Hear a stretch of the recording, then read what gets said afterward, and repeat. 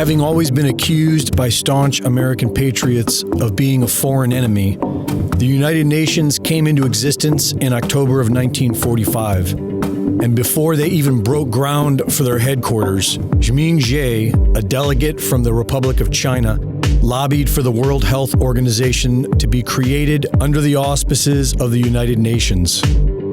The first Director General of the WHO was G. Brock Chisholm, who wrote how parents teaching morality to their own children was a problem that should be remedied by a world government.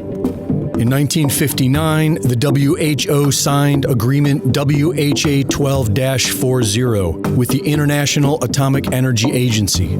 The agreement between the two parties stated that whenever either organization proposes to initiate a program or activity on a subject in which the other organization has or may have a substantial interest, the first party shall consult the other with a view to adjusting the matter by mutual agreement. And as a result, we have seen the WHO remain silent throughout the Chernobyl incident as well as Fukushima. After serving as the Director of Health in Hong Kong during the 1997 H5N1 outbreak and the 2003 SARS outbreak, Margaret Chan was harshly criticized by the Hong Kong Legislative Council for not acting swiftly and for parroting mainland propaganda. She was then hired as director to the World Health Organization. In 2007, the WHO began partnering with vaccine manufacturers as well as the Bill and Melinda Gates Foundation. And in 2009, Margaret Chan declared the H1N1 influenza virus a pandemic and fast-tracked vaccines as the ultimate solution to world health. The WHO came under international scrutiny for making vaccine manufacturers rich while falsely inflating public fear of viral outbreaks. It appeared as if the WHO was taking orders from Big Pharma and the Gates Foundation. In 2007, as the health minister of Ethiopia, Tedros Adhanom was accused of covering up 3 separate cholera epidemics. A week later, he was made director of the World Health Organization.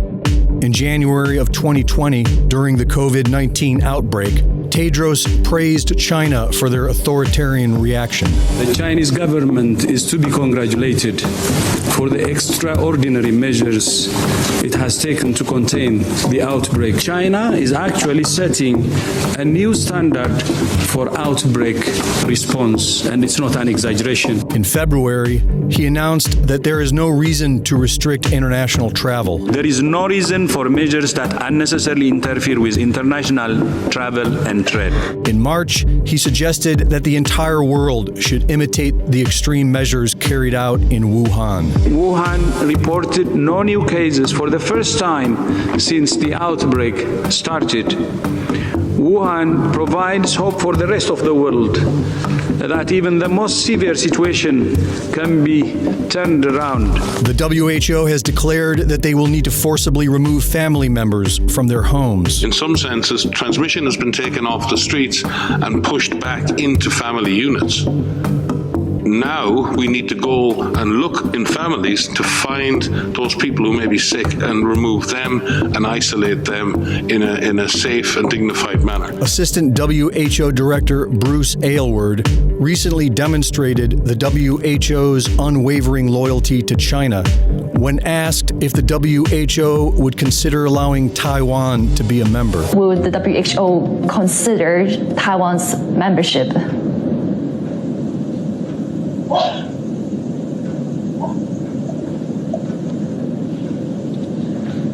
Hello?